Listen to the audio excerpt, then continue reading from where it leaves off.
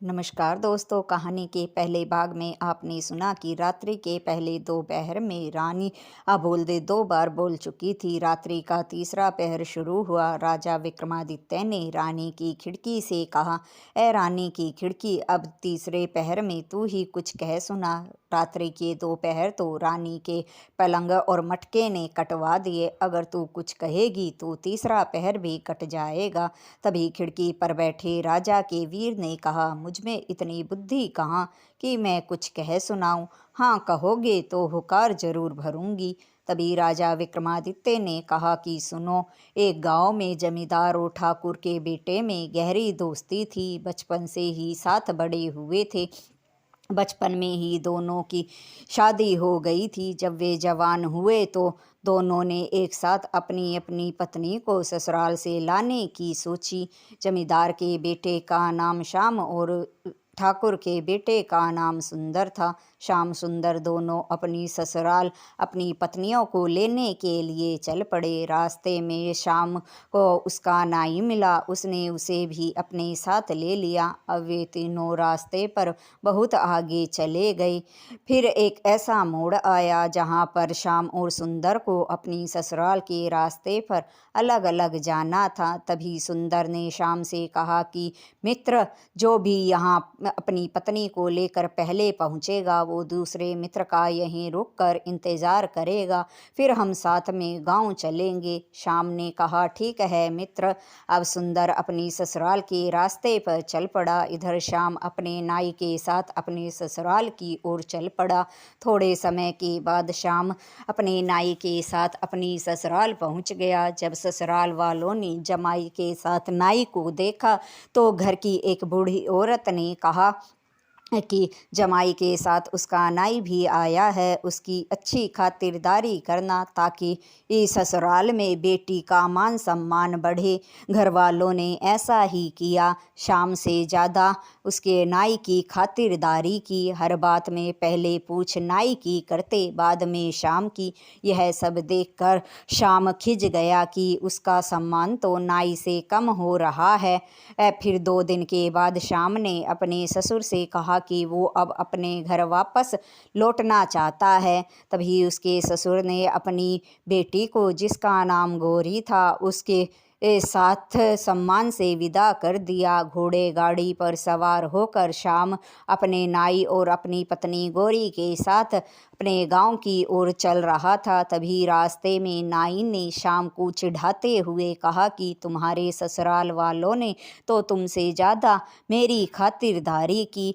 शाम तो पहले ही चिढ़ा हुआ था। उसकी बात सुनकर वह और खिज गया। वह घोड़ा गाड़ी से उतरा और अकेला ही अपने गांव की ओर चल दिया। उसकी पत्नी गौरी देखती रह गई। वह कुछ न कर सकी। थोड़ी देर के बाद मौका देखकर भी नाई अपने गांव की तरफ हो लिया। अब गौरी अकेली रह गई। वह रोने लगी, सोचने लगी कि वह अब क्या करे। उसने तय किया कि वह वापस अपने घर लौट जाएगी। लेकिन जब वह वापस घर की ओर जा रही थी तो वह रास्ता भटक गई। रास्ता भटक कर एक नगर में पहुंच गई। नगर में एक मालिन के घर जाकर उसने कहा कि उसे रहने के लिए थोड़ी जगह चाहिए। मालिन घर में अकेली रहती थी। मालिन ने कहा ठीक है, उसे घर में रख लिया। मालिन फूलों की माला बनाकर उस नगर के राजा के पास हर रोज ले जाया करती थी। अब गौरी भी मालिन की उसकी काम में मदद करने लगी। गौरी को बहुत सुंदर फूलों के गुलदस्ते बनाने आते थे। वह सुंदर सुंदर फूलों के गुलदस्ते बनाती और मालिक को देती। मालिन उसे लेकर राजा के पास जाया करती थी। एक दिन राजा ने मालिन से कहा कि आजकल तुम बड़े सुंदर फूलों के गुलदस्ते बनाकर लाती हो। यह तुम्हारी कारीगरी तो नहीं है, जरूर इसमें कोई तुम्हारी मदद करने लगा है। तभी मालिन ने हाथ जोड़कर राजा से कहा, राजा आप सही कह रहे हैं। मेरे घर में एक स्त्री कुछ दिनों से रहने आई है। वही फूलों के इतने सुंदर गुलदस्ते बनाती है जिन्हें मैं आपके लिए ले आती हूँ। राजा ने मन में सोचा कि जो स्त्री इतने सुंदर फूलों के गुलदस्ते बनाती है वह स्वयं कितनी सुंदर होगी। 50 साल के राजा के मन में काम वासना जाग गई। उसने मालिन से कहा कि उस स्त्री को महल में लेकर आओ।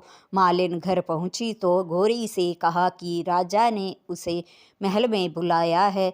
गौरी कहने लगी, राजा के महल में मेरा क्या काम है, पर मालिक न को राजा की आज्ञा का पालन करना था, इसलिए समझा बुझाकर उसने महल आने के लिए गौरी को तैयार कर लिया। जब गौरी महल में पहुंची तो राजा ने उसे देखा तो देखता ही रह गया। गौरी बड़ी ही खूबसूरत थी। राजा की कई रानियां थी, लेकिन इतनी खूबसूरत स्त्री उसने पहले कभी नहीं देखी थी। तभी राजा ने गौरी से कहा कि तुम्हें हमारे महल में रहना होगा। गौरी ने राजा से कहा, पर महाराज मैं आपके महल में कैसे रह सकती हूँ। गौरी बड़ी ही समझदार और बुद्धिमान थी। वह राजा से कहने लगी, महाराज आप तो इस राज्य के मालिक हैं और इस नाते आप मेरे पिता हुए, फिर मैं आपके महल में कैसे रह सकती हूँ। राजा ने गौरी से कहा, तुम सही कह रही हो, मैं इस राज्य का मालिक हूँ लेकिन तुम इस राज्य की नहीं हो, इसलिए तुम मेरे महल में रह सकती हो, मैं तुम्हारा पिता नहीं हूँ। तभी गौरी ने राजा को समझाने का बड़ा प्रयत्न किया, लेकिन राजा मानने को तैयार नहीं था। फिर गौरी ने राजा से हाथ जोड़कर कहा, तो ठीक है महाराज, आप मुझे 6 महीने का समय दीजिए। मैं एक विवाहिता हूँ, मेरा पति मुझे रास्ते में छोड़कर चला गया था। अगर 6 महीने के अंदर वो मुझे लेने के लिए आया तो आप मुझे जाने से नहीं रोकेंगे, और अगर इन 6 महीनों में वह मुझे लेने नहीं आया तो मैं अपने आप को कुंवारी समझूंगी और स्वयं आपके महल में रहने आ जाऊंगी। राजा ने गौरी की बात मान ली, लेकिन राजा ने गौरी को महल के पास ही एक मकान में नजर बंद रहने की अनुमति दे दी और 2 सैनिक उसके घर के बाहर तैनात कर दिए। गौरी के मकान की खिड़की से रास्ते से नगर में आने जाने वाले लोग दिखाई देते थे। गौरी खिड़की पर खड़ी रहती थी, इस आस में कि कहीं कोई उसके पीहर या ससुराल से कोई व्यक्ति उसे आता हुआ दिखे और वह उसे अपना संकेत भेज सके। वह खिड़की पर खड़ी रहती थी। उधर सुंदर अपनी पत्नी को लेकर उस जगह पहुंच गया जहां पर दोनों मित्रों ने वापसी में मिलने का वादा किया था। वह शाम का इंतजार कर रहा था, तभी उसने देखा कि शाम चला आ रहा है। सुंदर ने शाम से कहा, मित्र भाभी कहाँ हैं, तुम अकेले ही क्यों आए हो। श्याम ने सुंदर को सारी बातें बैठकर आराम से बता दी। तभी सुंदर ने श्याम से कहा, मित्र तुमने ये भाभी के साथ गलत किया जो उसे बीच रास्ते में छोड़ आए। इन सब में भाभी का तो कोई कसूर था ही नहीं, सारा कसूर तो उस नाई का था। तब श्याम को भी अपनी गलती का एहसास हुआ। सुंदर ने श्याम से कहा कि अब हम दोनों चलकर भाभी को पहले लेकर आते हैं, बाद में साथ में अपने गांव जाएंगे। यह कहकर सुंदर ने वहीं एक गांव में अपनी पत्नी को ठहरा दिया और श्याम और सुंदर श्याम की ससुराल की ओर चल पड़े। वहां पहुंचकर श्याम को लोगों से पता चला कि गौरी तो अपने घर वापस आई ही नहीं। फिर श्याम अपनी ससुराल नहीं गया, वहीं से रास्ता भटक गया और वह भी भटक कर उसी नगर में जा पहुंचा जिस नगर के राजा ने गौरी को नज़रबंद कर रखा था। जब वह नगर के रास्ते पर अपने मित्र सुंदर के साथ पहुंचा तो गौरी की नज़र अपने पति श्याम पर पड़ी। उसने पहरेदार से कहकर श्याम को अपने घर बुलाने के लिए कहा। जब श्याम अपने मित्र सुंदर के साथ गौरी के घर आया तो गौरी को देखकर हैरान हो गया। तभी श्याम ने गौरी से कहा कि ये मेरा मित्र सुंदर है। तभी सुंदर ने गौरी से कहा कि भाभी मेरे मित्र से बहुत बड़ी गलती हो गई, इसे क्षमा कर दीजिए और आप हमारे साथ अपनी ससुराल चलिए। गौरी ने जब सुंदर की ये बात सुनी तो शाम की तरफ देखने लगी। शाम ने भी गौरी से माफ़ी मांगी और साथ चलने के लिए कहा। तभी गौरी ने राजा के साथ घटी सारी घटना अपने पति श्याम को बता दी और कहा कि यहाँ जाने से पहले हमें राजा से मिलना होगा। श्याम और गौरी राजा के पास पहुँचे। गौरी ने राजा से कहा कि महाराज, ये मेरा पति श्याम है, मुझे लेने आया है, हम दोनों को जाने की आज्ञा दे। राजा ने वचन दिया था अगर उसका पति उसे लेने आएगा तो राजा उसे रोकेगा नहीं, इसलिए राजा ने उसे जाने की आज्ञा दे दी। अब श्याम अपनी पत्नी गौरी और मित्र सुंदर के साथ उस जगह पहुंच गया जहां पर सुंदर की पत्नी गांव में ठहरी थी। फिर उसको भी साथ लेकर चारों अपने गांव की ओर चल पड़े। तभी राजा विक्रमादित्य ने खिड़की पर बैठे वीर से कहा कि ए खिड़की, अब तुम बताओ, गौरी और श्याम में से कौन महान है, किसकी महानता बड़ी है। तभी खिड़की पर बैठे राजा के वीर ने कहा, मुझ में इतनी बुद्धि कहाँ जो मैं ये बता सकूं। मेरी तो कभी साफ सफाई होती नहीं और ना ही कभी रंग पुताई होती है। रानी तो मेरी तरफ देखती भी नहीं। खिड़की की ये सब बातें सुनकर रानी अबोल्दे को गुस्सा आ गया। वह गुस्से में तिलमिला कर बोली, ए खिड़की, तेरी ये मजाल, रोज़ तेरी सफाई कराऊं, हर साल 6 महीने में रंग पुताई कराऊं, तुम मुझसे तो कभी बात करती नहीं, अजनबी से मेरी बुराई करती है। ठहर जा, सुबह होने दे, तेरे 18 टूक करवा दूंगी। रानी अबोल्दे कहने लगी, इसमें श्याम की तो कोई महानता है ही नहीं। महान तो वह स्त्री गौरी है जिसके पास राजा की रानी बनने का अवसर था, लेकिन उसने उस समय भी अपने पतिव्रत धर्म का पालन किया और राजा की रानी बनना अस्वीकार किया। वह स्त्री बड़ी महान और पतिव्रता थी। वह महान ही नहीं, पूजनीय स्त्री है। रानी अबोल्दे की बात सुनकर राजा विक्रमादित्य मुस्कुराए और कहने लगे, रानी आप सही कह रही है, गौरी की महानता ही बड़ी है। तभी राजा विक्रमादित्य ने कहा, ढोलिए रे, ढोल पर तीसरा डंका मार। रानी अबोल्दे रात्रि के तीसरे पहर में तीसरी बार बोली। तभी ढोलिए ने ढोल पर डंका मारा। डंके की चोट सुनकर राजा और राजकुमारों में खुशी की लहर सी दौड़ गई। वे नाचने गाने लगे कि रानी अबोल्दे रात्रि के 3 पहर में बोल चुकी है।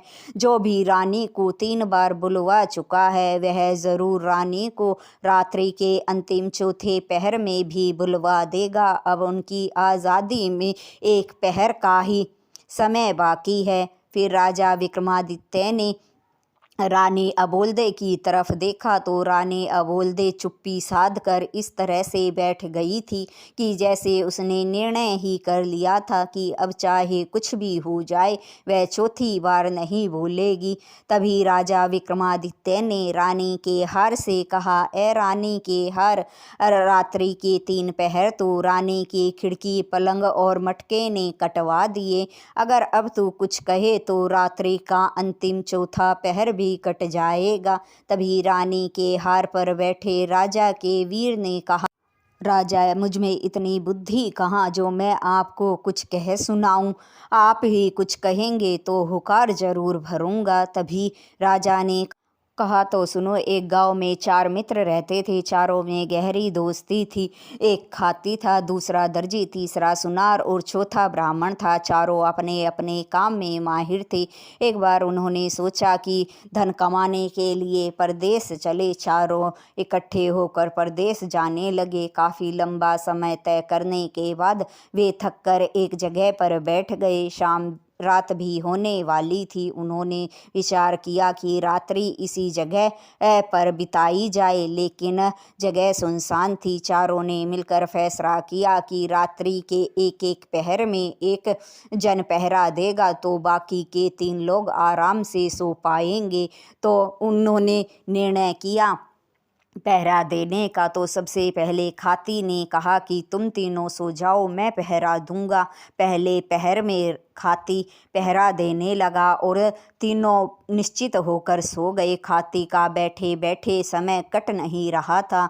वह सोचने लगा, ऐसे तो खाली बैठा रहूँगा तो नींद आ जाएगी, कुछ करूँगा तो नींद नहीं आएगी। तभी उसने देखा कि पास में लकड़ी का एक टुकड़ा पड़ा था। उसने उसे उठा लिया, अपने थैले से औजार निकाले और सोचा कि इस लकड़ी से ही कुछ अच्छा बना लेता हूँ, समय भी कट जाएगा और नींद भी नहीं आएगी। वह लकड़ी को तराश कर उस पर काम करने लगा।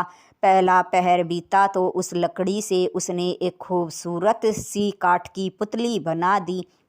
उस पुतली बनकर तैयार हो गई। पहला पहर बीत गया। खाती दर्जी के पास गया और कहने लगा, दूसरा पहर शुरू हो गया है, अब तुम पहरा दो, मैं सोता हूँ। खाती जाकर सो गया और दर्जी उठकर बैठ गया और पहरा देने लगा। तभी उसकी नज़र रोशनी में चमकती हुई एक पुतली पर पड़ी। उसे ऐसा लगा कि कोई स्त्री रात में वहाँ है। वह सोचने लगा कि इतनी रात में कोई स्त्री यहाँ क्या कर रही है। वह उठकर उस पुतली के पास गया तो उसने देखा, यह तो उसकी आँखों का धोखा है, कोई स्त्री नहीं बल्कि एक पुतली है। वह समझ गया कि ये जरूर खाती की कारीगरी है। पुतली इतनी सुंदर थी कि दर्जी ने सोचा, खाती ने अपनी कारीगरी इस पर उतार दी तो क्यों भी मैं ना अपनी कारीगरी इस पर दिखाऊं और इसे सुंदर से कपड़े बनाकर पहना दूं। इस तरह से दूसरा पहर भी कट जाएगा और नींद भी नहीं आएगी। अब दर्जी ने अपना सामान सुई धागा निकाला और सुंदर सी घाघरा चोली बनाकर उस पुतली को पहना दी और चूड़ियाँ। उसे देखकर ऐसा लग रहा था जैसे वह कोई पुतली नहीं बल्कि सच्ची की स्त्री हो। दर्जी उसे देख ही रहा था कि दूसरा पहर पूरा हो गया। दर्जी ने सुनार को उठाया और खुद जाकर सो गया। सुनार उठकर जब बैठा तो उसने पानी से मुंह धोया। उसकी नज़र भी उस पुतली पर पड़ी। वह भी ये चकित हो गया कि इतनी रात्रि में एक स्त्री वहाँ क्या कर रही है, लेकिन ये उसकी आँखों का भ्रम था। जब पास जाकर देखा तो वह पुतली जो सुंदर कपड़े पहने हुए थी, इतनी सुंदर थी कि जैसे सच्ची की कोई स्त्री हो। सुनार ने उसे देखा तो समझ गया कि यह कारीगरी तो खाती और दर्जी की है। तब सुनार ने सोचा, क्यों ना इस पुतली पर मैं भी अपना हुनर आजमाऊं और सुंदर गहने बनाकर इस पुतली को पहना दूं। तभी सुनार ने भी अपना सामान निकाला और सुंदर से गहने बनाए और पुतली को पहना दिए। तीसरा पहर खत्म हुआ। सुनार ने जाकर ब्राह्मण को उठाया और खुद सो गया। ब्राह्मण उठकर बैठा पहरा दे रहा था। तभी उसकी नज़र भी पुतली पर पड़ी। उसे भी पहले दो मित्रों की तरह भ्रम हुआ कि कोई स्त्री वहाँ खड़ी है, लेकिन उसने जाकर देखा तो वह एक पुतली थी जो सुंदर कपड़े और गहने पहने खड़ी थी। तब ब्राह्मण सब बातें समझ गया कि खाती दर्जी और सुनार की ही ये कारीगरी है। तब ब्राह्मण ने सोचा, क्यों ना मैं भी ये इस पुतली के लिए कुछ करूं। वह संजीवनी विद्या मंत्र जानता था। तभी उसने अपनी पुस्तक निकाली और संजीवनी ये मंत्र पढ़ने लगा। संजीवनी मंत्र पढ़कर जैसे ही उस पुतली पर फूंका तो पुतली में जान आ गई। पुतली एक सुंदर सी खूबसूरत स्त्री में बदल गई। सुबह भी हो गई थी। तीनों मित्र जब सोकर उठे तो उन्होंने देखा कि ब्राह्मण के पास एक खूबसूरत स्त्री खड़ी है। तीनों ने पूछा कि ये स्त्री कौन है। तभी ब्राह्मण ने बताया कि खाती ने जिस पुतली को रात में बनाया था उसमें मैंने प्राण डाल दिए, अब ये मेरी पत्नी है। यह बात सुनकर खाती कहने लगा, पर मैंने इसे बनाया था, ये मेरी पत्नी है। दर्जी ने कहा, मैंने इसे कपड़े पहनाए, ये और चूड़ी पहनाई, ये मेरी पत्नी बनेगी। सुनार ने कहा, मैंने गहने पहनाए, मेरी पत्नी बनेगी। इस तरह से चारों में झगड़ा होने लगा कि वह स्त्री किसकी पत्नी बनेगी। तभी राजा विक्रमादित्य ने रानी के हार से कहा, ए रानी के हार, अब तू ही बता कि वह स्त्री किसकी पत्नी होगी। तभी रानी का हार कहने लगा कि मैं तो रानी के गले में पड़ा एक तुच्छ सा हार हूँ। रानी का मन करे तो मुझे पहन ले, ना तो उतार कर फेंक दे। यह बात सुनकर रानी को गुस्सा तो बड़ा आया, लेकिन रानी ने अपने गुस्से को पील लिया। वह कुछ नहीं बोली। ये देखकर राजा विक्रमादित्य ने रानी के हार से कहा, ए रानी के हार, पत्नी तो वह ब्राह्मण की ही बनेगी, क्योंकि ब्राह्मण ने उसमें प्राण डाले थे।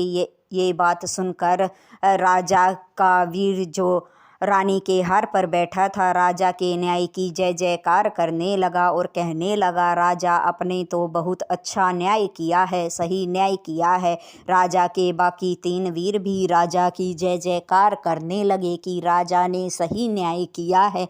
लेकिन ये बात सुनकर रानी अबोल्दे को बड़ा क्रोध आया और वो तमतमा कर बोल पड़ी कि कैसा न्याय, ये न्याय नहीं अन्याय है, ये गलत है।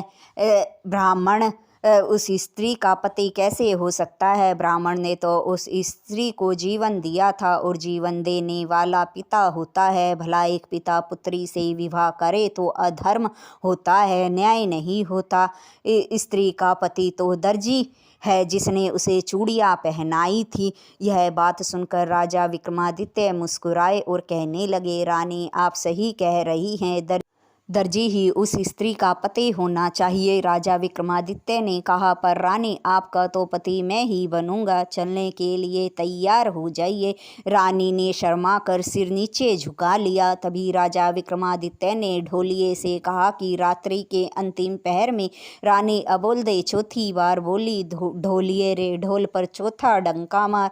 चौथा डंका ढोलिये ने बजा दिया। सारे नगर में खुशी की लहर दौड़ गई। वादे के मुताबिक रानी अबोल्दे ने अपनी जेल में बंद सभी राजा और राजकुमारों को आज़ाद कर दिया और उनके राज्य वापस जाने की अनुमति दे दी। और फिर राजा विक्रमादित्य का विवाह रानी अबोल्दे के साथ हुआ। फिर रानी अबोल्दे के साथ राजा रथ में सवार होकर अपने राज्य की ओर चल पड़े। जब वे राजमहल में पहुँचे तो उनका स्वागत उनकी ताना मारने वाली भाभी ने किया और कहा कि कुंवरसा, आपने तो अपना वादा निभाया, आप तो सच में ही रानी अबोल्दे को ब्याह कर ले आए। अगर आप लोगों को कहानी अच्छी लगी हो तो लाइक, शेयर और सब्सक्राइब ज़रूर करें। धन्यवाद दोस्तों।